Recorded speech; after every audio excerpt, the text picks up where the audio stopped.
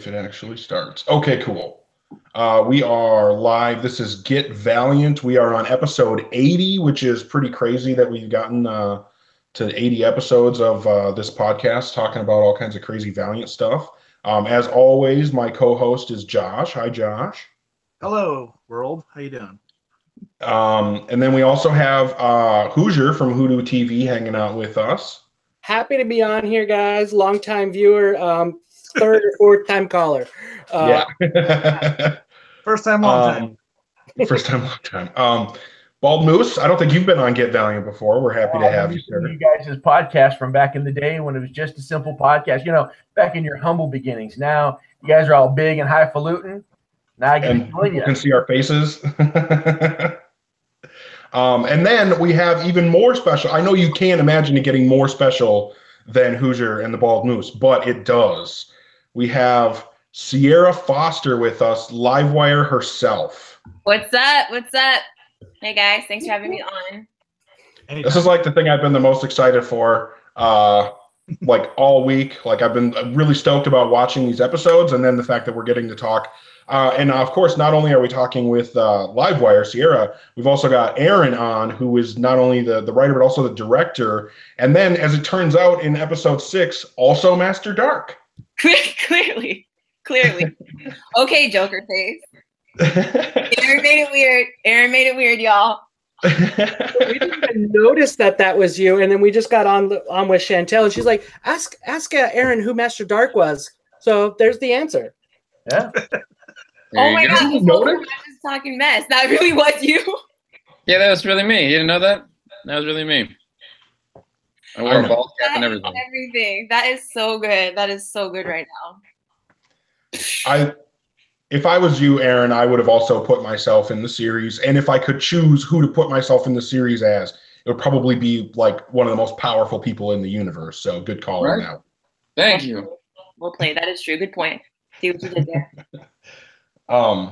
Yeah, so it's super cool to have you guys. We have over on the Hoodoo TV channel, every day there's been, a lot of chat about each episode that's come out. My biggest concern right now, because it's all over, I got to say, Aaron, I'm going to hold you responsible for the fact that I have to wake up tomorrow and go to work and spend an entire day without a new episode of Ninjak versus the Valiant Universe. How could you do this to me? Well, I think worse than that, Eric, is the fact that we have to go to work and actually work and not screw off and watch any Ninjak verses. I know. Well, I might still do that, but I don't get a new episode. Work. Oh. So I think like the biggest question a lot of us have is, there's been some back and forth between whether or not the series is going to continue to be on the internet, whether it's going to continue to be live. Aaron, I know that you had made a post about that. Do you know like where that stands moving forward? I do. There's been a lot of crazy stuff going on. And basically the fans cheered and outcried enough to where it's going to stay on comic.com. We're working out the logistics of that. I have a certain way that I'd like it to be done to make it easily available to the fans, to have a simple link and have all the links right on the same page, and so you guys can watch it, maybe even a watch it continuous button. That's what ideally I would like to have it released just as single, because it was shot as a feature film, so you can watch it as 75 minutes. So that's it'll be on comic.com. Awesome. That's how I want to watch it now. And I mean, it was cool getting it all piece by piece, but actually getting to watch it. Can we just say that's really good news? Like, it got all quiet. Like, that's great news. Like, that's a positive thing. Like, the fans made that happen. So shout out to you guys for rallying this all week, and the fans that made that happen. Like, well, Josh, like I know Josh was like posting and doing reviews and trying to push it every all day. over. Every day, talking to people, trying to get people to reblog and repost. Right. There was a militia formed. No one formed a militia, but people were very. That was next. Josh was like, "That was next. That was next." Well, I sent him. Yeah, I sent him a still of me as Master Dark, and I just like put it online. They're like, "Oh shit." and that was perfect too. I love that. That was amazing. Awesome. Man, I don't even know. What do you guys got? They already went through the whole episodes and all that. I think Aaron has something. Dude, I'm excited. I'm excited that we got that it's going to be all in one. It's much like a comic book. You read every issue and then you go and read the whole arc all in one. And sometimes it's even better when you read it that way. So I'm excited to watch it that way. That's what we're trying to do. That's what my goal is. So that's what I'm talking with them about. Once again, the outcry, fans want it on DVD, fans want it. You guys made this happen and keep making things happen. So I'll deliver cool content. You guys just make it out there, I just have to say that, everybody knows Aaron from Bat in the Sun because him and his father, Sean, are mad passionate. Sean scores. Dude, that score, though, sick. We'll get into that. I'm sure you guys will bring that up. But I just want to say they do this for the passion. But because it was Valiant and it was the first time and then it got so much buzz about it, Aaron took on a lot of hats. And I could just see that from, afar, but close enough of being in the project. So when I tell you, this man has, fought for this project and done so much.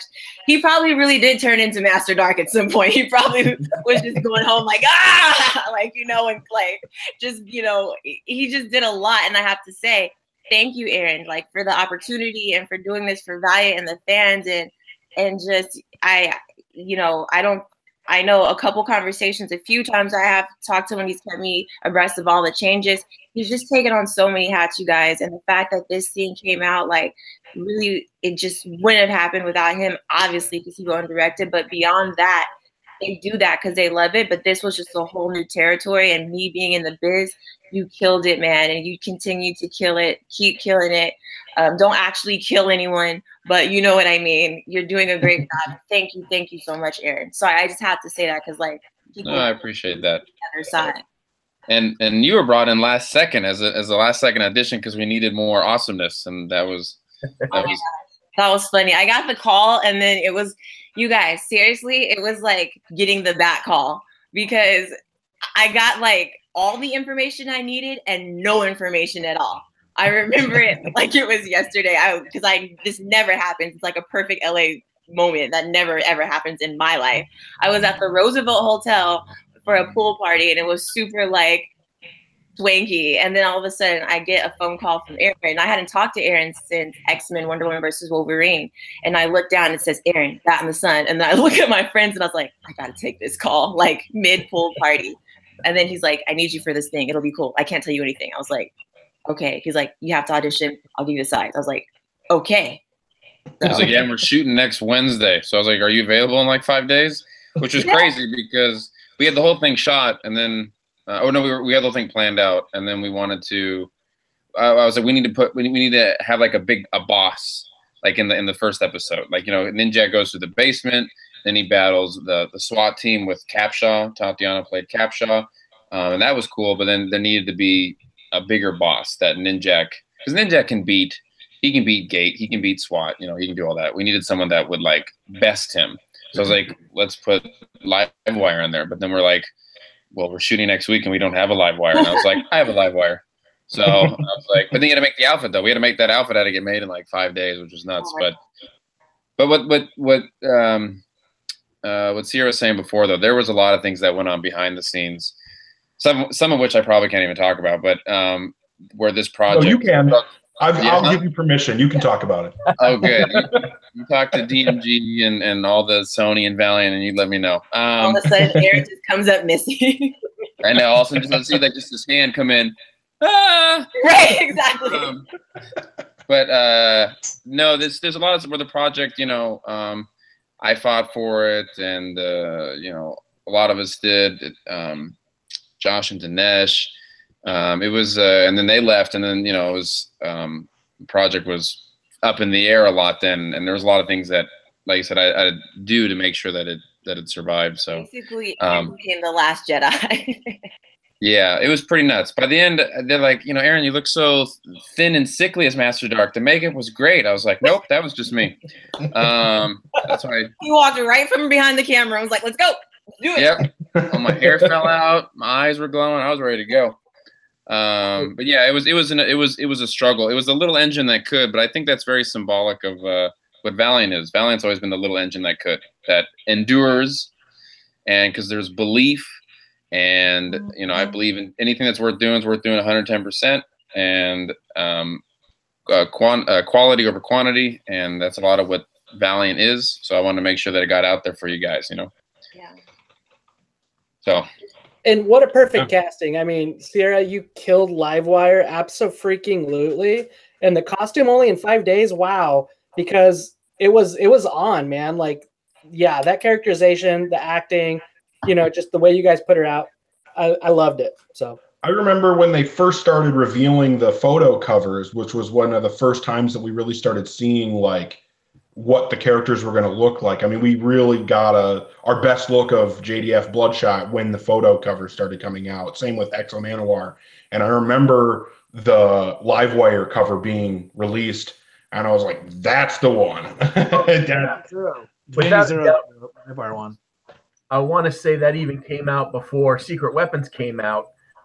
If I'm correct, pictures of you in that suit started coming out. And yeah, that was what a lot of people were talking about. There was a lot of buzz, just tons and tons of buzz about how you looked and the way you portrayed it. Of course, the electrical hands was pretty boss as well. But yeah, that was what everybody's image, because until that moment, really, you'd seen her in the comic books some, but really seeing that live look, that picture of you was, everybody's mind now refers to that image as who Livewire truly is. It was pretty sweet. 5 days on a suit is pretty boss.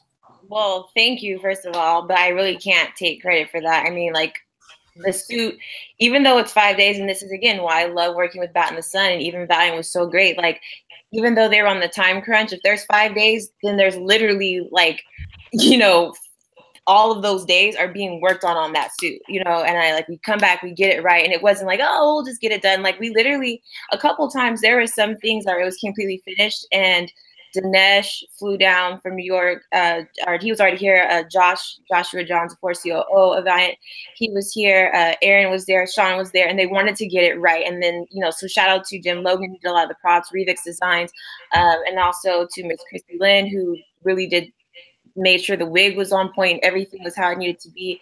Valiant, again, referring to what Aaron said, is the little engine that could, and I think it just continues to prosper because it doesn't cut corners. And they're like, this has to be comic accurate, you know what I mean? And so it was like a whole team of people. And then as far as the photos, Kirby and Justin Bandencourt shot it. They did an amazing job. And then Jason Monart, he did the designs for it, and he actually plays Cyclops in one of the Batman. Brian did actually. Yeah, Brian Moore. If you don't know Brian's work, because that way when I say you do know, you know Brian's work, because I try to pull in the best. Yep. Brian Morton did the main Force Awakens poster, the one with all the people on it. He also did the Guardians of the Galaxy 2 poster, where like Chris Pratt's like on the side like this. So I wanted to. He's a good friend of mine, and like I said, so Valiant had like the best poster maker in the industry work on all their covers. Yeah, and thank you for correcting me again, Brian. I love that guy. I worked with him too on the episode, but it was all Bat in the Sun. That's all I could say. They brought in the best of the best of the best, and for me, I was just honored to be a part of it. Yeah, Brian also did the he did the Dead Side. He did all the matte paintings. So and then Nikolai, our effects artist, he blends them all in and adds layering and depth to them. But Brian's the one that did all the matte paintings though. So yeah, so that was his work. Yeah, and that's all. Even like the whole ending with Master Dark. That was all digitally created by Brian. That looked amazing, by the way. Yeah. Beyond. Agreed.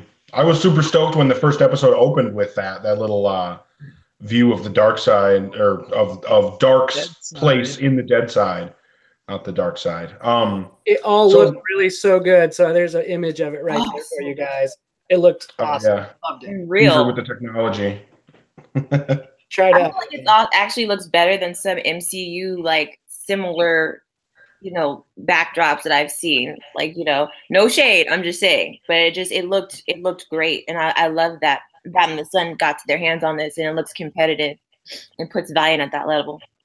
So Ciera, one thing I wanted to ask you, because when Kevin was on Hoodoo yesterday, and also Chantel was on Hoodoo today, and both of them kind of mentioned that there was a lot of focus on the fact that this is the first time these characters are being brought to life, and I'm just wondering like how that was for you, knowing that you're kind of blazing that trail of who Livewire is in the world of live action.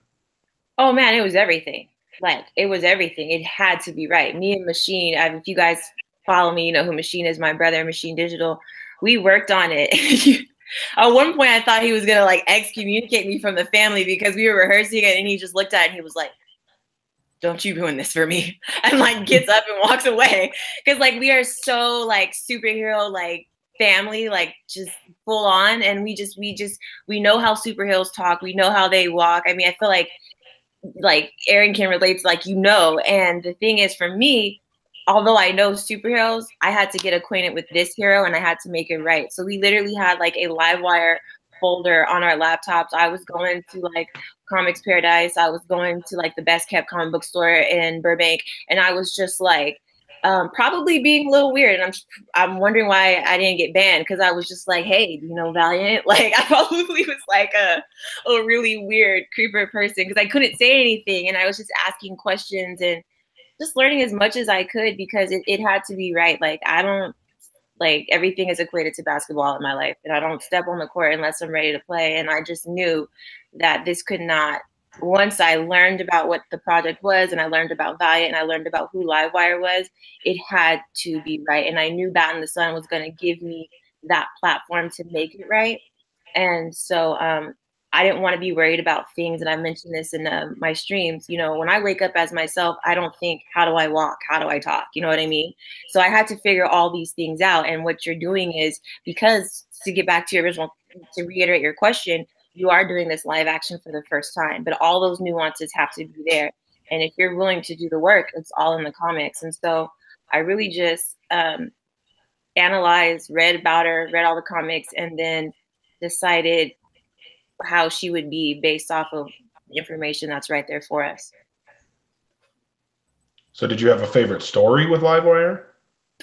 I actually like the story when Livewire decides to disengage from Toyo Harada, and she doesn't like what's going on with the program, and so the Harbinger program, and so she decides, it's just that moment of going from villain to her true self, you know what I mean? And I think it speaks to how badass she is, but how honorable she is, and why she truly is a hero at heart, and how powerful she is. Awesome. I'm happy to hear that. I love that. I don't know. Livewire is such an awesome character. We actually have a question in the live chat for Aaron. Kind of a two-parter. If you could have, well, let me rephrase. Were there any other Valiant characters that you wanted to add to the series that you weren't able to? And if you had ended up casting Quantum and Woody, do you know who you would have cast to play those parts? Well, I can answer that very specifically. There was a whole part written for Quantum and Woody in the series. You're killing me, man. The script was written and the parts were cast. They were already cast. Man. You know what? You should have just lied and not told us that, because now, And it was this close to happening. It was this close. Would you like to know who was cast as those parts? Yeah, let's hear it. I'm all like, I would. For Quantum, we had Isaiah Mustafa, who's the Old Spice guy. Oh no! Seriously? Yep, he's a friend of mine. And then for Woody, we had Casper Van Dien. Ooh. Oh, that would have been neat. And Are you serious? 100%. They're both good friends of mine, so I had them both cast. And the parts of the series was, it's really funny, is that they would have been at the end of the credits of every episode. Because basically they're sitting on the couch watching TV, and the news updates is talking about all the shit that's going on. There was a break in MI6, and Woody's like, oh man, we're gonna get the call. Unity needs us, and they like stare at the phone, and the phone never rings. And every episode, then the next episode, like then something happens. They're like Bloodshot's down, and like Woody's taking a leak, and then the phone rings, and he runs out and trips down and like grabs the phone, and it's like, you've won $1 million. And Quantum's like, bro, you should put some pants on. He's like, I should put some pants on. Like that's the whole scene. But basically, it's just the ridiculousness. And then at some point at the end, they do get the call, but then the goat ate their phone. And then they're all freaked out. And the goat, this is for me, is that the goat is wearing a Tom Brady jersey because he's the goat. Oh my God. So, because I'm a huge Patriots fan. So, like, just, you know, it's really goofy, and we just couldn't end up doing it. But Casper and Isaiah were both cast. They already were like, it already was like done. Oh man, that sounds brilliant. Yeah, and it's just them reacting, and then Dinesh wanted to. I was talking with Dinesh about this, and I was like, we basically want, because they're really good at improv. They're both really funny, and we wanted them to just basically put them at a table when we shot that day, and just grab Valiant comic books and just read from them, and just go back and forth, and they would just put those on their website of just Quantum Woody like talking about like Valiant comics. So it just didn't happen, but it would have been great though. I really wanted it. I was like, I'll pay for it myself. Can we make this happen? So I know. Maybe next time. Yeah. Well, maybe in season 2. Yeah, right now I didn't want to say it. I didn't want to be that actor. I was thinking it. Oh, I hope. Fantastic. If there is a season 2, which I know I want there to be, I would love for that to actually happen. Any other characters? I mean, obviously Quantum and Woody, you know, they're some fan favorites. Were there any others? I mean, I was always curious if like Ivar or Divinity would show up. Originally, God, I'm trying to think. Originally, the ending tag was supposed to be Harada, not Master Dark. That Harada got the page, and the door was supposed to open, and it was going to show all of the Harbingers, and then and at one point the Harbingers were in a very early draft of the story that they got involved, but it was too complex, and we took it out because it's like 5 characters. But so we just obviously kept Livewire, but that was about it though. That was never really ever, we wanted it to happen, but never happened. Quantum Woody was like literally like super close from happening. The script and everything was like, the location had been secured, the goat had been secured, the location, everything had been secured. It just didn't happen. You went through all that work to get a superpowered goat. Yeah, you know how hard it is to find a goat? Like, not many of them. I had the goat. Especially one with laser eyes. I know, I had it, and we were about ready to pull the trigger. I was gonna buy a kid's Tom Brady jersey and then have it customized to like this little goat. Oh my God, this is so in depth. We put a lot of thought into this. I like when you say, I was like, it was like really like. Did you have like Shay, our stylist? Did you like have like a session, like a styling session for the goat? Like, all right, this is what it needs to be. I was more. It was so funny because Josh was like, Aaron, you're spending more time focusing on Tom Brady's jersey on the goat than you are Quantum suit. And I was like, it's Tom Brady, bro. I was like, take this stuff serious. I love it. If Tom sees this, he's got to know. Yeah, when I did the Valiant panel just like 3 weeks ago at WonderCon, after I got done, Derek was like, I was really impressed. I was like, really? He's like, yeah, you mentioned Tom Brady in the first 5 words. He's like, that's a record. I was like, no. So Aaron tried to also get another animal for one of my scenes. You want to talk about that, Aaron? Oh, the bear. Yeah, I really wanted. I love how he casually's like, oh, the bear. Like, no one wanted the bear. I wanted the bear. Also, back just real quicker, the NFL draft is on right now, and when the Patriots are up to draft, I'm gonna have to step out and watch who they draft. But fair. I'm hardcore. But no, we wanted the scene with Eternal Warrior to have a bear, which is why it's in the comic book. They kind of ended up there, but it never. I had a bear advocating for it secretly. Like, I wanted that bear, and then we really.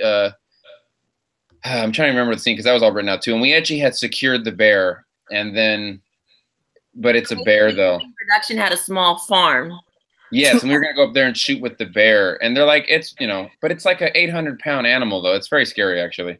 Yeah, it is scary. I was kind of saying that on set when you were like, oh yeah, there's a bear. And I thought you just never know with Aaron. I mean, you see the wonderful thing he comes up with. So I was like, is Aaron going to whip out a bear, bro? Like, I called a dude. He's like, we use it all for the films. This bear was in whatever, and I was like, great, we're gonna use that bear. But then it's like really expensive to rent a bear. I don't know if you knew this. It's like that bear was fancy. It's like $15,000 to rent a bear. Wow. Whoa. Like, damn. Yeah. It has been a little while since I've tried to rent a bear, so I guess I wasn't up to date. But here's the weird thing, though. They're like, the bear's $9,000, but the team to keep it in line, it's like 10. I was like, well, that should just be a whole package. Why would you just rent the bear? Like, that's just how about if you need $10,000 worth of people to keep a bear in line, maybe next time, maybe season 2. Like, I don't know. We'll get a bear in there somewhere. He was in the comic though. I'm glad the bear made it in the comic. That made me happy. He could have been Ivan the Science Bear, the bear from Archer and Armstrong. Oh yes, oh yes. But we shot in Big Bear though, so that kind of works. Yes, we did. And what was scary though, and my dad mentioned this after we shot there, because he didn't want to scare the cast and the crew, is that we were like way out in the hills, like way up there, and then I guess there had been like some bear sightings, and my dad was like, he's like, I'm glad we got off there because I was like, that would have, oh my God, so. Yo, Aaron, not cool, man, not cool. So we literally. No, let me tell you why it's not cool, guys. Because we were out running a storm. Yeah, it was pretty bad. Like a bad storm. Like it was like we were shooting a movie and then there was a real movie happening where like the storm was literally, you could see it coming across the lake, and we were at the top of the hill, top of the mountain on Big Bear, and we had to drive down. The storm was chasing us. And then after we went and like had burgers, we were safe. But it was scary. I bet. I would have loved to have seen Jaunty in the Dead Side. The monkey from Shadow Man. Mm-hmm. Oh, that would have been great. We saw in episode 1, where's Savage? So where is Savage? It's a great question. And the answer is that was Dinesh added that in. That was all Dinesh. He added that little cameo in for the gun when he pulls the gun out. So he wrote that where's Savage and put it in there. So I was like, great. You figure out that tagline or that storyline. So. Hey, Aaron, I got a question. Hey, Josh, I have an answer. So your dad was the pilot on Roku's plane. Yep. So how upset were you with your dad that you had Bloodshot blow him out of the sky? Well, the irony is well, no, he's okay. He survived. He's going to be at the end credits just with a parachute being like, I hate flying.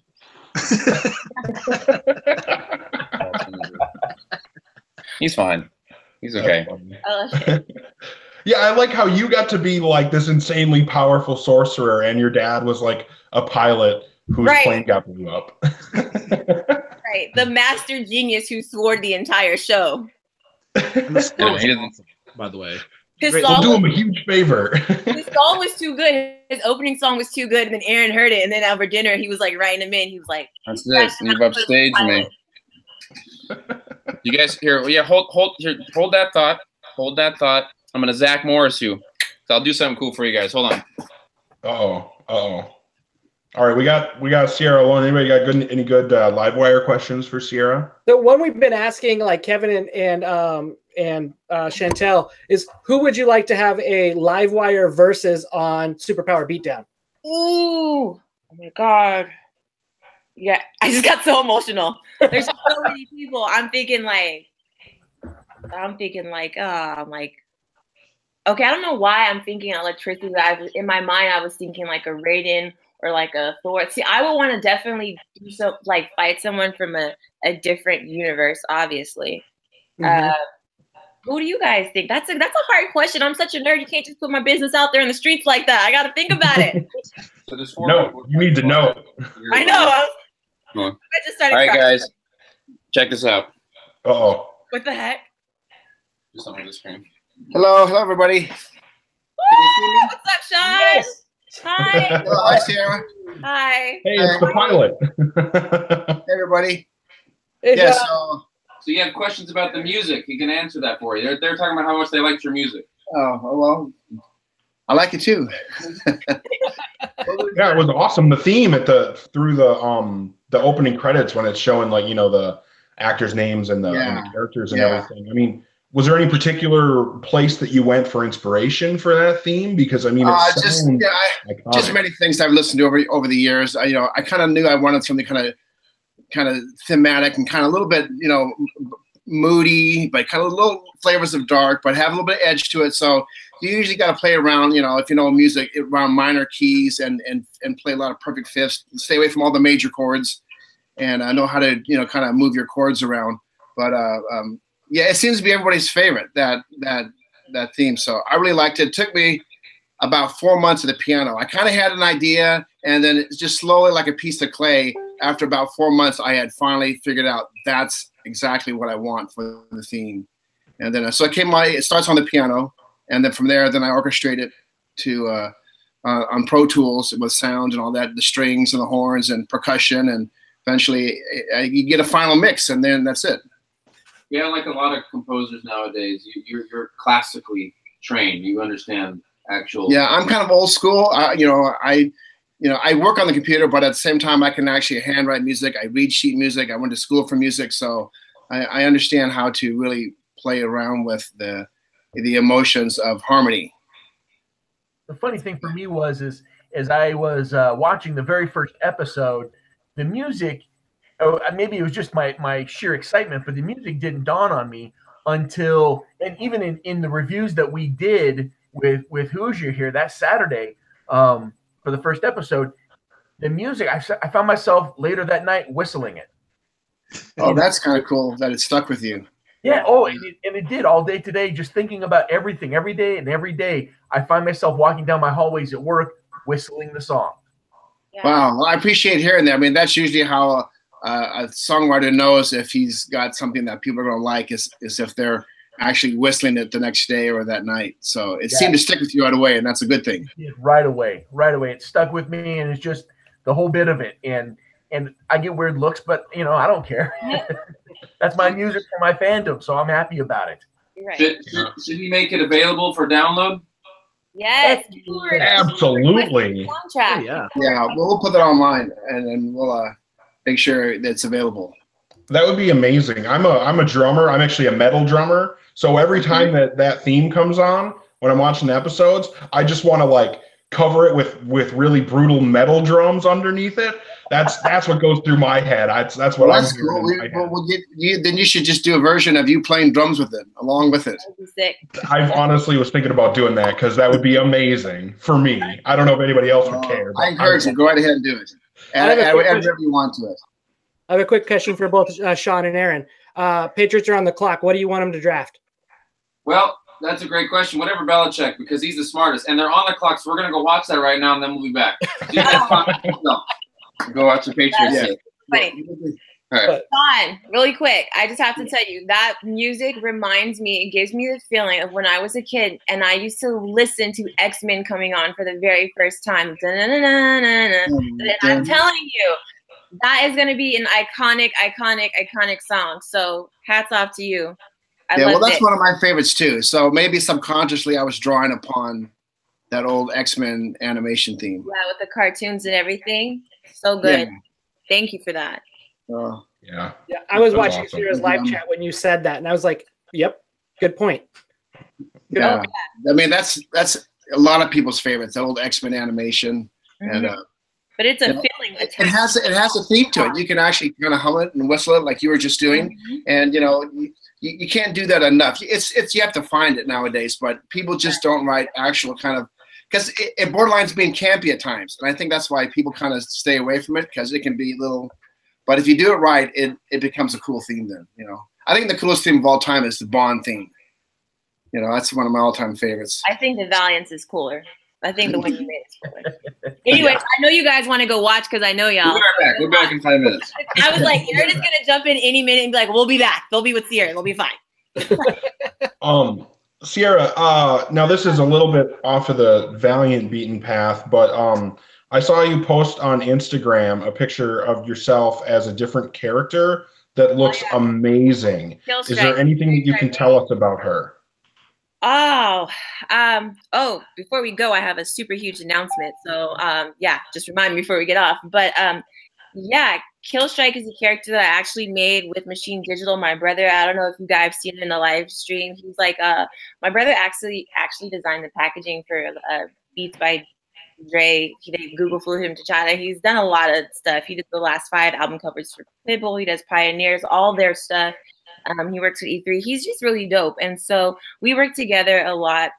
And we actually have a treatment for this really cool series. And I'm all about, like, you know, just I kind of have like an Aaron Sean mentality, like Bat in the Sun, like just make it happen, especially being a woman, you know. And so we just started developing it, and I'm really excited where it's at. And then having this opportunity to be Livewire is really dope. And so Killstrike is actually, one thing I can tell you, is one of many characters. There's also, I don't know if you guys seen it, there's also a character that I have, a lot of people say it reminds them of Black Widow, but this character has a cloak and she fights with 2 swords. And that's one character. And then we have another character that we haven't released yet that is really sick. And it actually was way before Black Panther, but it is an Afrocentric inspired character that fights with like a capoeira style because she's from the jungle. And I just want to show the different fighting styles that I'm trained in. So I thought, what better way than to produce all these characters? And Killstrike is one of the first one. And she fights a little John Wick style, a lot of firearms. She fights really interesting. And she uses her terrain, and she's pretty badass. So I'm excited about that. What I'm hearing is Livewire as John Wick, and I'm even more upset. Somebody told me they wanted me to be Blade, like in one of the live streams. I was like, man, you get it together. I'll try anything. And I tell you guys, I love this stuff. And I trained at the Theatrical Academy of Combat with Dan and Jan Speaker, like when I first moved to LA, and they choreographed Hook and Master and Commander. And I'm trained in 3.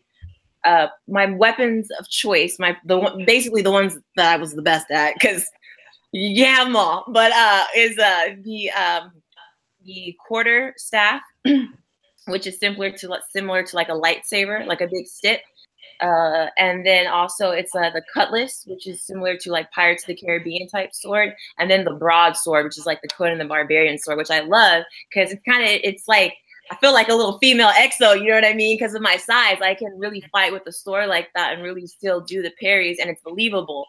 So yeah, that's kind of what we have going on, and I'm really excited because I'm doing another project that I'm producing with Giovanni.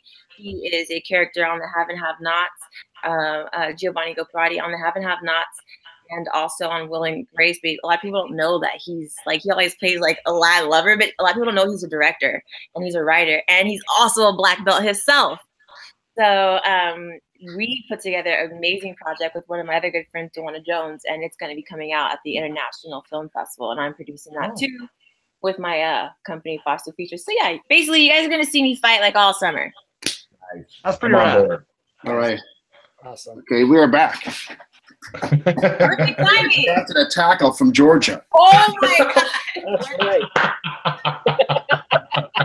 Yes. Wow. My helmet. We have 2 helmets. We have 2 helmets. It's not a joke. We draw inspiration from Tom Brady. Could you just do you guys wear those in case do you guys wear those when the Patriots lose a game so you can headbutt? That's what we do. Yeah, a lot of high-fiving, headbutting. You guys better not be sitting up watching football wearing those helmets. You guys really watch football with those helmets on? Yes, for Halloween we dressed up as Belichick and Brady. Oh, it's great too. It's perfect. At least you didn't dress up as the Beatles. Well, that would be cool, but yeah. But it's super funny. Awesome. So the other question that I wanted to ask Ciera, and this is going to be a painful question, and I'm sorry, but I got to ask you, if there's a movie version of Livewire and you're not able to play it, who would you cast? That doesn't exist in my mind. Oh, yeah, I'm just saying, like in a hypothetical world. I am Livewire. Worst question ever, Eric. I know it's going to be painful. This man. I am Livewire. Oh, you guys are going to kick me off my own podcast. No. Honestly, I feel like this. I feel like I just want the character to be done justice. You know what I mean? I have so much respect for this character, and I'm really not saying this because I play Livewire, but I can't see anybody else playing the character. And I don't want to say it like I I'm not like, oh, there's somebody else I think should play Livewire. Honestly, I kind of would expect that question, and it's a privilege to be in a position to be even asked a question like that. And I mean, this is what I'm an actor. This is what I do, and I think that's a normal question. I think everybody's just shit. I can't think of anybody. Let me see.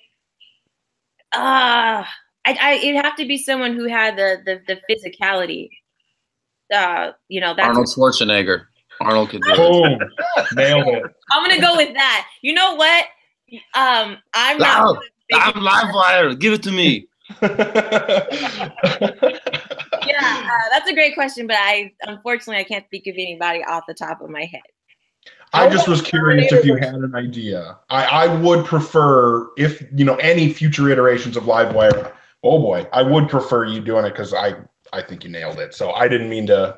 No, man, listen, you've been like, you know, when I see you, I'm going to fight you. No, I'm just kidding. But I'm just going to run away for like 5 feet and then be out of breath. So you'll get me. Hey, Aaron, can you be there to record that fight? What? Just record Eric getting his butt kicked.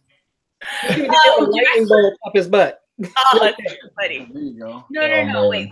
In all seriousness, I feel like, Eric, you have went so hard for me as Livewire, and I've like never even met you. To be like, is she paying this guy? Like, so like literally, I'm not offended, and I know I feel the Livewire love, and I know I have your full support, and so it's all. Oh yeah, absolutely. It just was a question that popped up, and I figured you would be the best person to ask that. But no, I totally understand and I'm that. honest too. If I could think of someone off the top of my head, I would say, but I just can't right now. So. You don't have to stay if you want. That's okay. I'll just have a little bit. I've got a question for Aaron. If he's okay, there he is. Aaron, when you set this all up, and obviously you and Dinesh sat down with Josh and you talked about it, did they have an idea that which way it wanted to go, or did you have ideas of how you wanted it mapped out? Just basically at the birth of this whole thing, and then through the scenes and everything as you brainstorm it. Take us through that a little bit. Dinesh and Josh reached out to me to do something like with Valiant characters, kind of like a beatdown, and I said I want to do something more. I want to dive into the characters and have a narrative story, not just fights, but really tell a whole big long story. So, but there you go, you lose me. But it still involve all the fights. So we have all the characters fighting. You have reasons why. We have an actual arc. You know, this is obviously a 75-minute story versus a beatdown, which is a 5-minute story. And this way you get to know the fans more and you invest more. So, you know, you go through the whole thing. When you see Ninjak in the mirror and he's arguing with Roku, it means so much more, and it makes you connected with the character.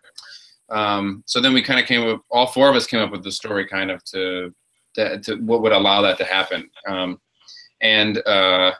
of the weird things is, my dad's heard me say this, to me, superheroes fighting is dumb. I think that's a dumb idea, which is like literally the basis of everything that I do.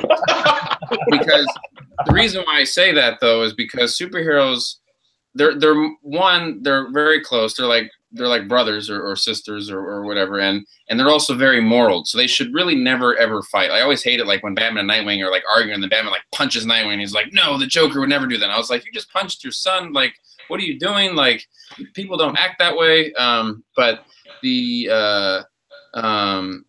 So we really had to come up with a really good idea to make them fight. Yeah, to make them want to fight, and what would really make them, you know, and create that inner struggle where there's like drama, and it's not so because like, you know, you have like in Hush, Superman got taken over by Ivy, and you're like, okay, well he's possessed, and now Batman's this, and we understand. It becomes very like simple and 2-dimensional. I wanted there to be an emotional struggle, and where like when Arik says, you know, like we have to kill him because the needs of the many outweigh the needs of the few, and that's an interesting debate.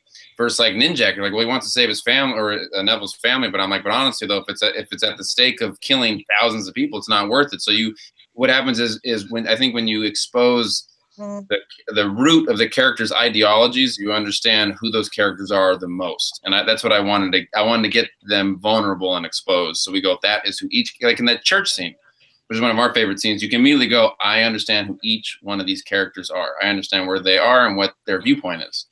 You know, and one of you, I think it was one of you guys, when you reviewed that episode, you talked about that, how you saw each one of their characters and how they were. And I thought that was very accurate. And that was big. That scene was big for us. And that scene was added a little later because we wanted to make sure that the characters were touched on. To answer your question.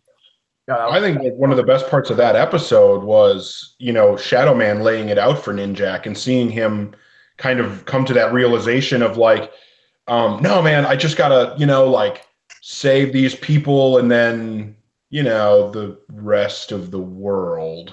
Yeah. Yeah. Yeah. That Shadow Man interest was sick too. If you follow me on my live stream, I was like, I lost it. When he showed up in the church, yeah, that was amazing. Yeah. I loved all the Shadow Man stuff. Too little Shadow Man. We need more of him. Do need more. And yeah, as you all know, that Damien, who played Shadow Man, you know, he was Thanos. Yep. In the original. And also, funny story, he has a Superman coincidence. The first time we shot in the Dead Side, which was all green screen, he looked like he did. And then we shot in the church. Damien had a big acting scene the very next day, which he had already shot 2 days on. But Damien, though, had a goatee. So guess what? We had to digitally remove that whole scene. Oh, man. I can show you what the scene looked like before, where Shadow Man had this big old frosty white goatee. Oh, yeah, that's right. Oh, that's great. Real thing. That is amazing. So our effects person, Nikolai, who is amazing and who we couldn't do anything without him, he does amazing things. A lot of things you don't even know the amazing things that he does. But Shadow Man had a beard, and so not anymore. Superman and Shadow Man, beards plagued them. It's weird that it worked better for Shadow Man than it did for Superman, but I guess we don't need to go into all that. Just didn't work out that way. And then Moose, you were going to say something about that scene? Were you going to say something about the church scene? Did I cut you off, Moose? Oh, no. I was just going off of what you were. I didn't really have a question. Well, I'm going to kind of go off of that then. Then we talked about how I believe it was myself that talked about everybody's different, like the ego of Ninjak and just everybody's role that they're playing. And then like just Livewire's level head is how much of her emotion and character is actually you too, Ciera. How much does that relate? My live streams? No, I'm just kidding. You know what? I have to say, honestly, there is a part of me that's just, I love superheroes, and I've always been like in athletics and very much a leader and just do the right thing. And I'm either super like fighting for justice, like even when it comes to my activism stuff, if you like people that have been following me for a long, long time, and like Aaron and Sean know like all the stuff I'm involved in. So that part is me. But obviously we have two very different like everyday personalities. So that's just part of like the work I did. And honestly, I mean, I got to say, Aaron already knows he was such a great director. I am I believe the youngest person in Baton that worked on this project, like in this, like, you know, little wonderful franchise that we have. And I feel like this was such a learning curve, and Aaron allowed me to explore. And it's so funny because the way me and Aaron talk is like superhero lingo on set. He'll be like, less storm, more static shock. I'd be like, okay, like, you know what I mean? Or like, you know, I need a little less storm, and, you know, and he just let me play. And then slowly but surely, actually what happened is because of his directing, it allowed me to put a lot more of my personality in it.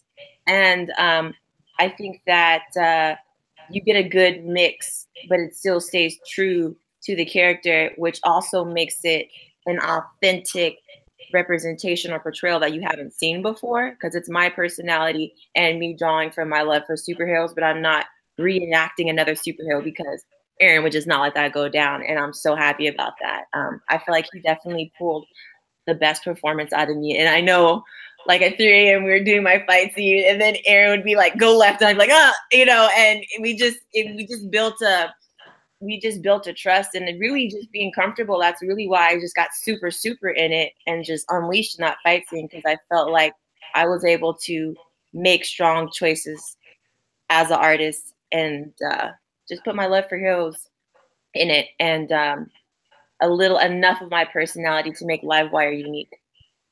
And to touch on that, and I have some questions for you guys. I'm gonna start giving you the third degree. Yeah, Aaron, sock it to him.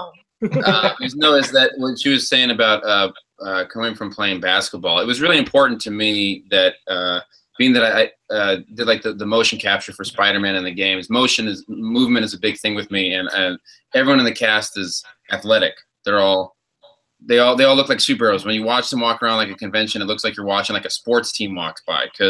And what's funny is that some people, they'll look at the cast and they're like, I thought JDF was much taller than that. I didn't know he was that short. And I was like, he's 5'11". He's not short. It's just that, Ciara's like 6'1", Kevin's 6'5", Derek is 6'6.5".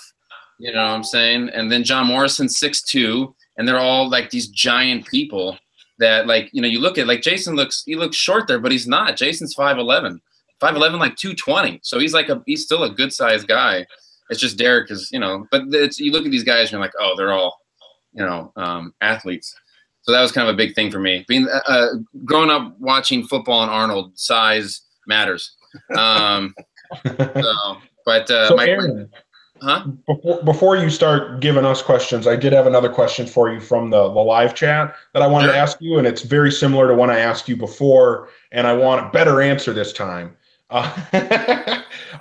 Do you have any plans, or what do you see as the likelihood of bringing these Valiant characters from Ninjak Versus into future Superpower Beatdown videos? That's interesting. Good question.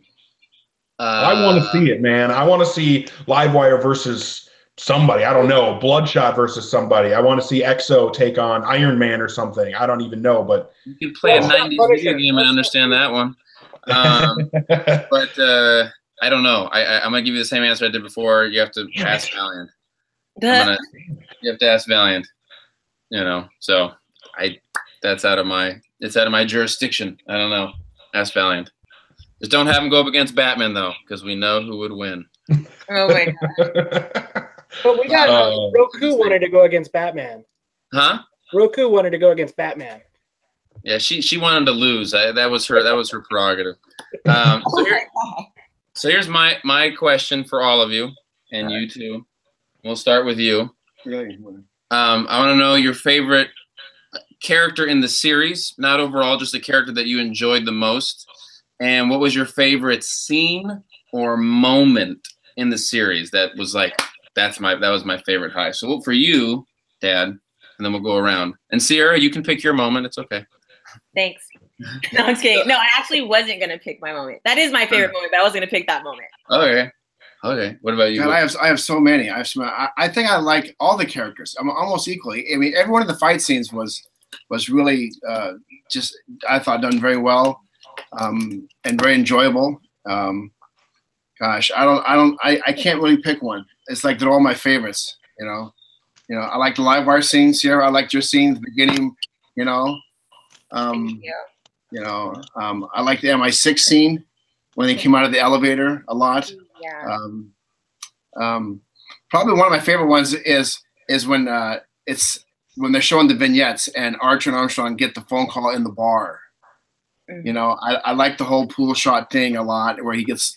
Can you find my dad in the bar? He's in the bar in that shot. Yeah, I'm one of the extras in the background. So. Oh my gosh, you guys are totally Stan Lee-ing it up right now. I love it. Yeah, awesome. Yeah. That opens up with a long camera walking in through the front door. Yeah, the main entrance, and then it walks its way right to the back where the pool table is, and then he takes the shot with the pool stick, and all the balls go in. But I'm somewhere in that opening shot as it pans to the back there. But all those vignettes were great, because then it goes right to Ciera, with John. It was John. And I love that whole thing in Big Bear. I heard you guys talking about it earlier. You're talking about just the first episode. We're talking about the whole series. Well, then I'll eventually get the second episode. You're just going to talk about every scene in there. But Bloodshot You're just going to list every scene from the whole thing. And that whole thing. I think, Sean will. the Bloodshot scene where they're punching, he's getting the thing frozen in his neck, Yeah. It is hard, though. There's so many great moments in this. It is hard. Bloodshot has his own theme in there, and then EXO has his own theme. So, all right. Okay, that's my answer. Somebody else. All right, so who's yours next, right, in this line? We'll go down the line, right? Is that right? All right. I'm willing to go with it. One of them, I mean, gosh, they're like you said, they're like your children. You loved them all. One of them had to be this scene right here. Just freaking phenomenal.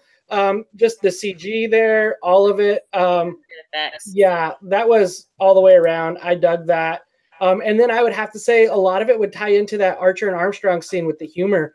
You know, like the tie-in of the wrench getting thrown at Kevin was pretty darn funny. not to dodgeball. Yes, that. So yeah, but I love that Livewire scene. You like the wrench scene. If you can dodge a wrench, you can dodge a ball, and that's why he lost, because he couldn't dodge a wrench. That's right. Oh my gosh, Aaron! On fire. And the you know the scene where they're talking, that's all improvised. You know, like I can be the bad cop. I can be do it now. Oh my gosh, I was watching that, and I was saying on my live stream, I was like, this is so Kevin's personality right now. That was Kevin. I just said, Kevin, be funny, and he was like, I got it. Alex nailed that too.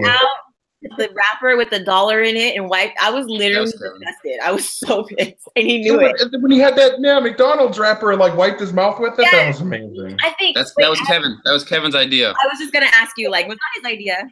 That was Kevin's idea. Kevin got into it. Kevin would. I would say, Kevin, what I want you to do is I need you. He's like, say no more. I have this, and I'd be like, okay. Okay.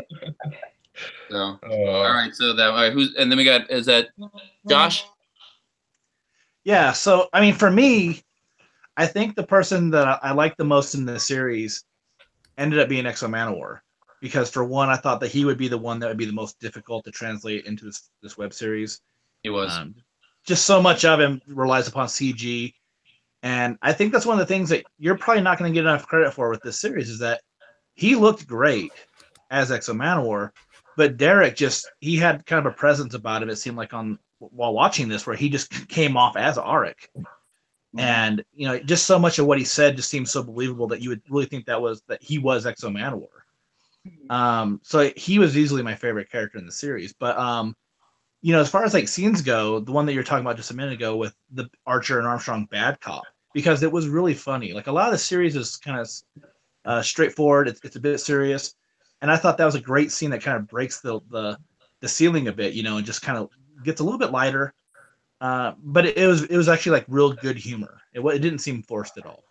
Did you guys like? Speaking of that, did you guys like the scenes of them driving the truck in the episode 6 where he's like, "Sit down, look, you're going the wrong way," you know, like that all? Yeah, I thought that was good. Or like when they left the smartphone sitting in the back so Armstrong could read a old-fashioned map. Yeah. I like how he has to have a drink right before he gets in and then run down the hill and has to have a drink right before they get the kid. Great. We're going to do, I was talking with my dad this just the other day, we're going to put online for you fans because there's like 10 minutes of those two just yelling at each other. And we're just going to put it online. It's hilarious. We need it. Heck out of that. Yeah, one of my favorite lines is they're driving, and then he goes, "Make a left," and Archer's like, "My left or your left?" He's like, "It's the same left." It's ridiculous. We'll put it online. We'll put it online for you guys to hear. Yeah. Who's next there? We got, is that Eric? Sure, I'll go next. So my favorite Valiant character, in the series, who's actually so my favorite Valiant character outside of the series is definitely Bloodshot. He's like my favorite character in all of comic books. I love that character. But honestly, I feel like in the series, as much as JDF nailed Bloodshot, I do have to say Livewire was my favorite. And I know we got Ciera on here, and it's like, oh, he's just saying that. But I honestly like Livewire is probably my second favorite character in all of Valiant. And I've loved her so much for a long time, and to see her, like I said, JDF nailed Bloodshot, but as well as could be done. But there was something about how Livewire was performed that I just felt like it was JDF was at 100, and Livewire I just felt was like at 110, and it was so exact. So I really liked that, and because of that, like I loved all the fight scenes. There's some great humor. There's a lot of awesome character moments. I want to say like my second favorite moment of the series was actually when Ninjak was like talking to the mirror. And at one point when he's talking about, you know, Vivian or whatever her name was, I can't remember, getting killed. And he's like, you killed her, but the camera's showing him talking to himself. That I loved that moment because it's like he's saying it to Roku, but he's really blaming himself. So that's like my runner-up for my favorite moment, but my actual favorite moment in the whole series was that episode number 1, Livewire versus Ninjak. The way that fight built and built and built up to that moment when there's that scream and blasts him out the window, that was just like the perfect moment for me. Like that was, That's two you got. That's two you got, Ciera. You're winning this battle. Livewire, 0 for Master Dark. I'm losing this. But and none for the pilot either. We get no love. But no, the it's hard out here for a director. But the scene in the mirror though was one of the scenes we were most looking forward to shooting, and when writing it, it was the most because it's so deep. Like I think it's, and if you watch it as a series, I think you feel it more because you have the action at the beginning, then it gets really deep. But like is he talking to himself? Is he talking to her? How much of that is he putting in? That's why the whole time we really show it from her POV looking in the mirror, which is him. But then he says, "You killed her," and like you said, then we cut to now his vision, and he's looking in the mirror, and it says, "You." In the audience, you feel that like maybe he's talking to himself because it is kind of his fault, and it shows this. And I thought Mike did a great job in that scene because Mike had to bring it physically because he put on a lot of muscle mass for that scene so he could look impressive, and then he had to talk in the mirror, and he's basically monologuing to himself, which is really hard as an actor. And yeah, I was gonna say that's not easy. And you typically, if you have to do that, you don't want to look in a mirror because it can. No, and he did a great job. I thought he did a great job in that scene. And when I talked with Mike, that was one of the scenes when I talked with Mike originally before he took the role. That was one of the scenes I talked about, and he loved that role or loved that concept because I don't think I've ever really seen that done in a movie where you're having to like talk about this, and it creates a really cool scenario. So that was one of my favorite things, also. Very cool. All right, Ciera. We're gonna do Ciera or Moose. Well, I don't know who's next. Moose is next. Moose, you're up, Moose. Cool. So probably one of my favorite ongoing right now comic books is Ninja K, and in that comic book is the love story between Colin and Livewire. To me, that's a huge, important portion of that book and has resonated through Valiant for a very, very long time. There's been a lot of flirtation and so on and so forth. Now, I understand this whole series isn't necessarily canon, but you tried to make it as exact as possible. My favorite moment of the entire series was when Ciera says to Ninjak that my loyalty for you doesn't outweigh my loyalty to MI6. That to me, even though the main sexual tension was between Roku and Ninjak, that said a lot to me because I've been a huge fan of their tryst, I guess you can see, their love affair that they've had going throughout a very, very long time. And that was probably, to me, one of those things where it just said, you know what, as much as I care for you, as much as I truly love you, it's not going any further, and I will take you down. And that was pretty badass. And of course, Ciera's the lightning, that was pretty boss. Loved it, absolutely loved it. And then there was another little scene that I thought was really, really cool, and that was when Roku's hair went out the window and the plane started going out of control. The pilot's quick reaction of moving the knobs. I get a vote. Save the day. Woo! Oh my god! I don't know. Season 2 might give me a run for my money. Needs some pilot backstory. I think we got to find out who that guy is. Where's his Origins. Need a pilot prequel. It's gonna have good scoring. We know that. The fight between Ninjak and Bloodshot, to me, was outstanding. And I probably didn't take a lot of choreography there because I know that JDF is involved with a lot of martial arts.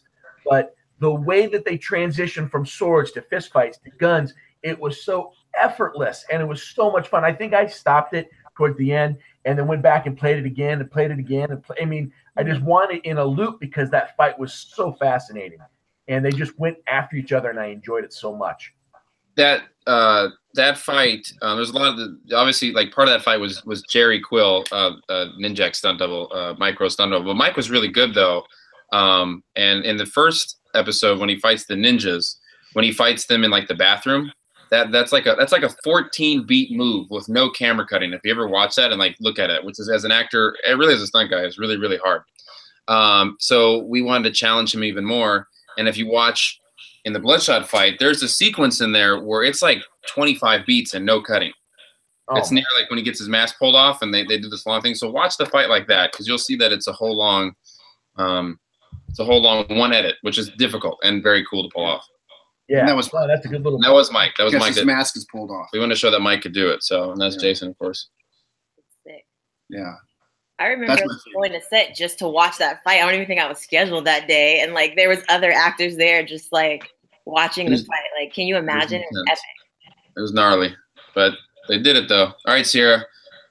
All right, so I do. So obviously, one of my favorite moments is the Livewire moment, the fight, and everything like that. And I love how but I don't love it just because I was in it. I love the way that it was captured, and the fact that Ninjak, and I talk about this in my stream, he comes in and then there's a little comedy, like, you got mustard on your shirt, and then it just builds and builds and builds and builds. And then the cap shot was like such a technical fight, and then it just keeps going. And then it's like it was almost like a Sicario feel, like everything slowed down, the lights started flickering.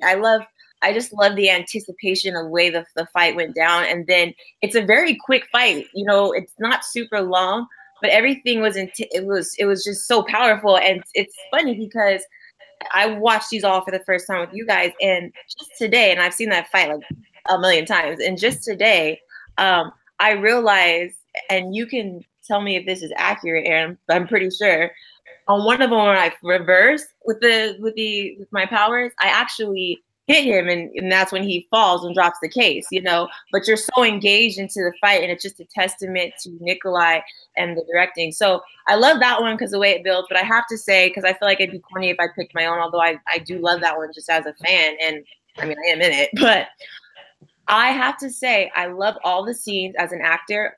Okay, so I'm gonna do multiple personalities. So that's as a fan. As an actor, I love anything with Roku and Michael because I love that tension, especially those huge cinematic deep scenes in episode 5 and 6. You really see like it's the ultimate battle of the exes. You know what I mean? And like a scorned woman. So I love that they really freaking brought that. I loved seeing them together on camera. I love when Roku like got to be badass. I have to say that as a kick-ass woman, because she was like sitting in the room and I was like, come on, girl, like, let's go. And she did not disappoint. But to answer the question in my long-winded answer, but I have to say it, my favorite scene was actually Archer and Armstrong's fight, because I loved seeing, as a martial artist, I loved seeing two characters fight totally contrasts styles, but so complementary against one formidable character mixed in with the humor. I loved it. And EXO, I could see Derek chop down trees all day. Like, that was crazy. That was pretty cool. When he took the sword and it flamed up, I was like, all damn. Oh yeah, he was like stomping and slashing like that. That was amazing. And like his steps, like those are Derek's real steps, and you could see those huge steps when he was sparring with Bloodshot in episode 2. So I don't even know. I think I picked like 5 scenes, but basically Archer surprised me. He was like my favorite. I felt like Alex, and I felt like he was dope. Like his fighting, he was doing all of that. Like his fighting, he's a real stunt guy. He just was like, to me, like as someone who worked on it, a surprise character that I thought was dope in every way. I totally agree. Yeah. What about you, Aaron? What was your favorite scene of it? All of it. The one where the camera was rolling. Yeah. Favorite moment. Master Dark. I don't know. Yeah, no. I really like at the very end when Ninjak jumps out of the plane and we see the fighter jet and EXO come by, because then you're like, oh man, the cavalry's here. Yes. I think that's cool. I like all of it. There's certain moments that I like about all of it. I couldn't say what is my favorite. I like the way the dead side look. I thought Damien did a great job. I like the church scene. I liked all the action scenes. Jason was great. I like when Jason's on top of him, strangling him, saying, where's the asset? There's a lot of, I think, moments that really brought it. the film, I've read some things like if the film felt like a 90s movie, and that's like very accurate because it has like the really happy ending, and then like the lines are a little, this is so weird to say, but and we're obviously big Arnold fans, and if I could turn my camera around, you could see I have Arnold all over, and Dinesh and Josh are big Arnold fans, but the movie kind of, it was supposed to feel like True Lies in terms of like, it's like the feel of it where it's, you know, people are like, it's a little cheesy and a little like, but that's kind of, I think, lends itself to this, the universe and the budget and what we're doing. So it's kind of like a 90s film in a weird way, if that makes sense. Mm-hmm.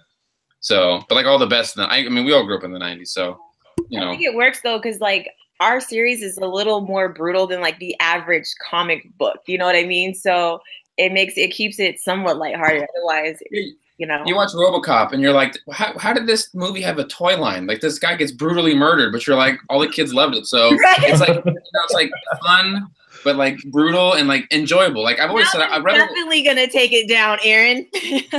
No, it's good. It's good. So that's kind of, you know, that's kind of the viewpoint of it. We have to leave in like 3 minutes. So if you guys have any questions, we can answer them. Then we gotta. When does the toy line come out? That's what I want to know. I want toys of all these stuff. I love toys. You can see my room. Well, you can see some of it. Hey, but why did Archer drive a car with the steering wheel on the right side? Because that's how steering wheels are in Europe. Yeah, it was all supposed to take place in England. Oh, that's right. MI6, yeah. Duh. Come on, Josh, get with the program. No, I was actually when Ninjak was riding his bike and Exo's like flying over him, the whole time I'm like, why is he on the wrong side of the road? What is he doing? Doesn't he know he's going to get in an accident? It's confusing. But it's in Europe, so that's where it is. That's everything would be on. If technically it was on our side, it would be wrong actually. And I'm sure and people would figure that out and be mad about that. Yeah, and I'm sure no one in Europe has ever thought, this looks weird. They've been like, this is right. America's stupid. And we're like, hey. Right.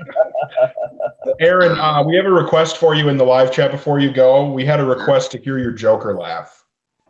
Oh, God. That's different than the Master Dark laugh. It is. God, it's loud. Let me see if I can. Oh, Lord. All right. You got to do the face, first of all. Okay, let's see. Without the face. Let's see. There's the face. Let's see if I do the laugh here. There we go.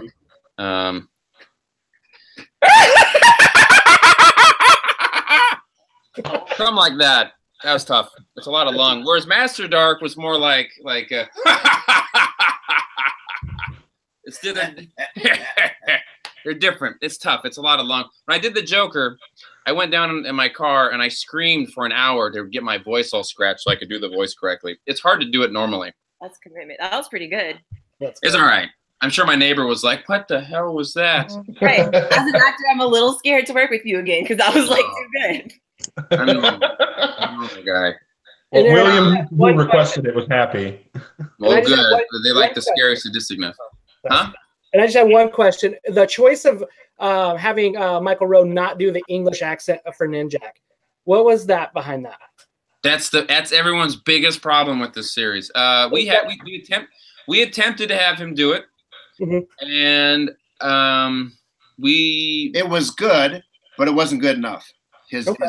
We felt that it would be more. It's like the lesser of two evils. Which one would be more distracting? When people say that's not the best English accent, or we prefer it without, and you know, since he's worldly, originally what we had planned to do though is that Colin King would have an accent, and Ninjak would not, to differentiate. That was the original idea. But then it just didn't work out that way, and we wanted it just to be true. I don't want him to pose to be someone else. I wanted him to be able to feel more natural. They did that with Robert Redford in the one movie. Yeah. So that was the reason why. But we tried it, though. Okay. Originally, American, right, Hoosier? Yeah, you're worldly. It doesn't mean you're American. Right. That's true. That's very American. Well, it could have been worse. Dinesh, originally when we did this, Dinesh wanted me to play Colin King, and I was like, I can't do an accent at all. I'm the most American-sounding kid ever. So I grew up in Orange County my whole life, so I sound like, what's up, bruh? What's up, bruh? Why don't we chill out over here? That's a little Bay Area. That sounds a little Bay Area. Well, I got a little Hawaiian in me, so, a little chill. So I will say before I go that to compile it, and we're working on some shots that didn't make it into the series original, and we want to just tweak a few little things. So if we can ever get that out there, it'll be a slightly different version. A director's cut. A director's cut that's a little more brutal and things are a little different. And give us a gag reel. That is already in the works. Yes. Yes. We'll get the soundtrack together too. Also, yes. So there you go. And Anything I just else, got guys? this image up for you guys because I do want to say thank you to all of you guys. You guys rock. Thank you for making this happen for us fans.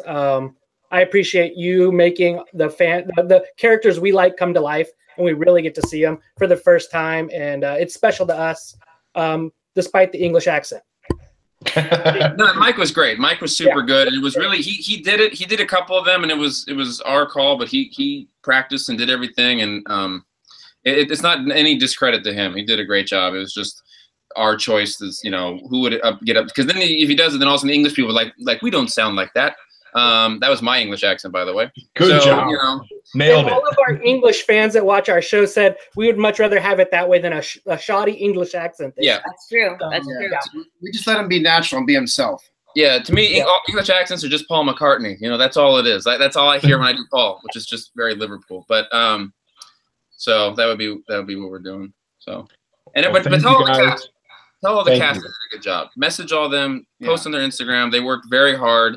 They were dedicated. I have a great picture of Livewire Ciera on set, and she's in between takes, and she's asleep with a Unity book on her chest in between on between takes. So everyone worked really hard, and they were very dedicated. So make sure to go around and tell Jason, tell Kevin, tell Derek, tell Mike. They did a great job because they did it for the fans. It was for the love. And you guys did great jobs too, both you, Aaron and Sean. I mean, you both thank you. Killed it in your roles, and we can't thank you enough as fans. And again, of course, thank you guys for coming on and being willing to be accessible and chat with us, answer our questions, and humor us by doing laughs. Thank you guys for all you did. And I just want to say, seeing it literally from the other side, I see how much you had to do. And I'm not going to go into detail, but when you see it all come together, I'm like, damn, Daniel. Like it's no, but I'm super silly, but seriously, like to have to write a story, and then like we're in a genre where people pick apart every little thing, and that's what we love about this. But it's just like then to have to capture and then keep it compelling, and like they wrote this, you know what I mean? Like that's just mind blowing. So I don't want to take up too much time on that, but I just wanted to say while we were live and stuff that I see it from a different standpoint, being able to watch it, and I just thank you for what you guys did because it was not an easy feat, especially with something so beloved. Well, thank you. Thank you very much. Oh, and Ciera, what was that announcement that you had for us? Also, real quick before we go, where's there? So I know where everyone, what state they live in. Just real quick down the line, then we'll go. Okay. I know I'm in Seattle, Washington. You're okay. Seattle, Washington. Okay. Oh, so you don't like us, then Patriot fans. Okay. So everything is equated to Patriots. Arizona Cardinal fan though. Okay, good for you. Cool. Where Josh, Eric, Moose, where are you from? Salt Lake City, Washington. Okay, so none of you are close by. None of you are in California. Yeah, I'm in Minnesota. Minnesota. All right. I was born there, Minneapolis. Oh, nice. Yeah, that's like the worst city in Minnesota. Good job. And what city are you in? I'm in a town of 500 people that's about this big. That's pretty small. That's tiny. Yeah. Yeah. So, I thought you were gonna say like some crazy awesome city. Like now that you like. No. Yeah. We're in a village made of wood. Right. Exactly. Where are you? Where are you living? Yeah, Calabasas or where? Who, me? Yeah. Yeah, sure. Well, yeah, Calabasas. You know where all the Kardashians live? That's where I live. Nice. Literally. I don't brag about that. Well, everyone knows where they are. So, but anyways, guys, it was a pleasure. We got to bounce, and we'll see you guys. We'll be on again. Take care. Yep. Thank you. guys. See you guys. Thanks so much. Thanks, guys. Bye, Ciera. Bye. See ya. Bye, See Sean. you, Ciera. Okay. Bye. You got it. I got it. Oh. I mean, I get to that's my boss. Like, you know what I mean? It's just we had such a good time, like our entire cast. Yeah, no, that's awesome. Well, I don't know. Do you guys have any other questions for Ciera? I mean, we've kept you forever, Ciera, so it's been. No, I mean, I obviously love this stuff. To answer Hoosier's question, I do have some announcements, and I've been talking about on my stream, and then I've just been streaming so much that I feel like people are like, "We're happy you're streaming, but what's up with the announcements?" So everything is finalized. So I can finally tell you guys, I'm really, really excited. There's a couple of announcements. One announcement is, well, I'll just jump to this one. I'm going to be appearing on some more podcasts, and people have taken such a liking to me streaming, and thank you guys for following my streams too, that I'm actually going to be going to YouTube Studios to talk about getting my own show going, talking comics, and so I'm really stoked about that. And then there's another show that's going to be more martial arts oriented that we have on the wrap, so that's really exciting, especially coming from a perspective of like a female action actress, you know, so that's exciting. But the thing, I'm also going to be appearing on Sirius XM. I've been invited to talk about Infinity Wars coming out from a superhero perspective and diversity. So I'm getting to do a lot of cool public speaking, which is great. Awesome. I used to do that with people don't know, but I'm actually the director of the Speakers Bureau for the UN Women. For the United Nations Los Angeles. I do a lot of charity work. You can check it out on my website, cierafoster.com. But what I'm most excited about, and it came up in one of you guys' first reactions, is I'm going on a Comic-Con tour, baby! Hey! Awesome. Awesome. I'm so excited. So yeah, we have right now we have 2 West Coast dates, 2 East Coast cons, and 2 international cons. So I'm pretty stoked about that. And I can announce officially my first con is going to be next month at Fantasia Comic-Con. And I think actually Aaron may be there, and we might do another duo. And then the next day I'll be there by myself, and I'll have my own booth and everything. I'm going to be doing 2 panels with some of the actresses from Black Panther. Ooh, that's amazing. May we highly suggest Rose City Comic-Con in Portland. Yo, so here's the thing. If DM me, I'll post this information now that I've officially, no one's ever known about this. I've never talked about it. Like even Aaron didn't know about it. Like we actually ended up being both booked, and then they put us together, and like he didn't even know. I don't even know if he still knows, and it just worked out. They just wanted both of us. So no one knows. This is the first time, and I saved it just for you guys. So I will make the official second announcement on my Instagram, and I just ask that all of the fans, if you want to see me at your Comic-Con, please tag your Comic-Con to my page, and we'll make it happen. Awesome. All right. Come to Minnesota. That's all I care about. Somebody's got to come to Minnesota. Well, you got to travel to Minneapolis because I don't know about that sketch. Yeah. Yeah, no, I want you to come to Lafayette where it's like this big. That'll be awesome. Right, exactly. There'll be 2 people there. It'll be me and one other person going, "What's going on?" Right, exactly. You're going to have like a little sign like when I get out of the airport, like here for Livewire. No, that would be awesome though. But that's really cool that you're gonna, be doing more public speaking and appearances and stuff like that. Hopefully we not only see you out on the road, but I know I can speak for myself, and I doubt the other guys would disagree, but we definitely would love to see you come back as Livewire again. Definitely. Thank you. We're big fans of the character on our show. So what was that, Josh? I said we're all big fans of Livewire on this podcast, so as much of her as we can get, we'll take. Oh man! Anytime you need us nobodies for your YouTube channel, we're ready. Yeah. Dude, you guys are doing it. You guys are the pros. That was like I did my first stream, and then the next day after episode 1, I watched you guys, and I was like, this isn't good enough. I gotta get some work. My lighting got better and everything. Like I was like, I gotta be on point.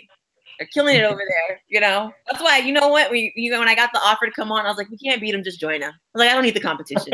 I'm better together anyway. Better together. Yeah, exactly. Unity. That's what we need. Unity. I was like, what does Livewire do? Well, I honestly, like Josh said, we've been big proponents of more Livewire for a long time. Back before there was any Ninjak versus the Valiant universe, before the Secret Weapons book came out, we spent a long time complaining. Yeah, a lot of episodes complaining that there wasn't a Livewire solo book. So we were absolutely stoked when Secret Weapons came out. We're really excited, obviously, that Livewire's played such a big role in the Ninjak versus the Valiant Universe series. And I feel like they're moving in the right direction for the films. They got Eric Hesserer involved. Hopefully he's still involved, the Arrival screenwriter. So he's used to writing iconic, female characters like he did for Amy McAdams, in that film. And I got to meet him, and he was telling me his ideas and just the way where he's going with the script. And he actually, when my first promo came out and I did the whole, hi, my name is Ciera Foster, and we had that little quick teaser, he actually asked Dinesh if he's like, can I do a digital short with Ciera? And Dinesh was like, green light. And I was like, let's go. But then obviously a lot of things changed and it was never finalized. But I will keep it so real. And it's not to be cocky. I'm just so passionate. Like, as far as I'm concerned, I am Livewire and I want a shot to play this character in the film, straight up. Because I worked my ass off, and I think that I want the best person to get it, and I just want to be in the running. And if I don't get it, whoever got it, if I am in the running, then they were the best person, because that's how passionate I am. You know what I mean? At the end of the day, I feel like I was born to play this character. I think it comes through in the series personally. Again, I don't want to, I don't know. I don't mean to just shower you with, false praise or anything like that. Been a very big fan of Livewire. Very humble. No, it was really awesome to see you bring her to life. Like I said, I really hope that you get another opportunity. It's definitely going to be, and I would say this of a lot of the characters that we see in the series, when they do show up in live action, in other arenas, with Vin Diesel, playing Bloodshot, I'm going to be watching what he does and thinking about what JDF did. And if anybody else does end up playing Livewire, it's definitely going to be compared to, your performance in this series. I mean, that's just how I feel. But at the end of the day, I'm very blessed, and I count my blessings, and I live in the present. And ultimately, as an actor, I just got to do my best work. I'm continuing with my training and my fighting, putting these projects out, doing what I love, and that entertainment side of it, that's a part of it, but I can't get consumed by it. So although I'm saying I want a shot and I want to play it and this is what I'm born to do, I'm also letting it happen. And I truly, truly believe what's for you is for you. You know what I mean? And I think that I'm an athlete, so I just do good work, stay positive, stay diligent, and the good thing is I'm playing Livewire, so it's not like someone else has been cast and I'm shading them. I am Livewire, so we're talking in that, because I would never do that to another actor. But I'm excited overall, because I'm not a selfish person, where Valiant is going, and just the fact that it's gonna be on that platform, as a fan, it would be remiss of me not to just be excited about that, and the fact that God, the universe, granted me the opportunity to participate this much. I'm very, very, very, very humbled. So I'm totally humbled when it comes to everything regarding this show and this character. Well, the one cool thing about it is too, though, is that you're the first one to play Livewire. So no matter what, even if someone else does get cast, they still got to walk in your shoes. And it's not I knew that thing. You know what I'm saying? I was sitting home and I was like, I'm going to have to Wolverine this thing. And Machine was like, no one can play Wolverine. They're like, just put him in Logan. You can't recast Hugh Jackman. You can't. He's Wolverine. Right. So it's funny because in hindsight, I joke, but I really wasn't thinking about that. I was like, I'm going to make this happen. But I was just so focused on being Livewire for what it needed to be and telling the truth of the character and doing her justice in every single scene. Because when you're an actor and you start worrying about all that other stuff, I feel like you're already got yourself out the game, because my job is to be Livewire. So that's what I focused on. Well, like I said, hopefully we get to see you do it again, and also let us know when you're bringing any other characters to life, because heck yeah, I'll bring them on. I'll bring them on and talk about them and tell you about how they fight, maybe bring a little sneak peek of some action scenes. I'm so excited to be fighting you guys. I'm 6'1" and I've never been able to, now there's so many people I can fight, and I'm going to be bringing in a lot of my friends, maybe some of my castmates, some of my other friends. I've been in this genre for a while. I'm excited. We got some dope people involved in my project. And yeah, you just never know. You never know, man. Stay tuned. Awesome. Great. Well, I want to thank you again for coming on. Of course, we were really happy that we had Aaron and Sean and you, Ciera. Thanks, Hoosier. I know Moose just told me he had a router issue, which is why he ended up dipping out, but appreciate him coming on. As always, my co-host, Josh. Me. Doing our 80th episode, which is insane. And going to keep... Yeah, awesome job, guys. That's dope. Yeah. Going to keep going and spreading the love of Valiant. Thank you, everybody, for watching and listening, interacting with us on the live chat. We're definitely we love interacting with people, interacting with the people bringing our characters to life, both the creators who work on the comics, and then obviously people like Ciera who do it for real, and of course interacting with other fans who are as passionate about this as we are, that watch our episodes and interact with us. So I just want to blanket thank you to everybody. We're going to go ahead and sign off, and yeah, I just can't thank you enough, Ciera, and thank you to the other guys as well. Yeah, thank you, Ciera, for coming on. We appreciate it. Yeah, send our thanks to everyone else too. We appreciate it. I sure will, and I'm fans of you guys too. So I'm so excited to be here. Thank you for having me. Oh, that's awesome to hear.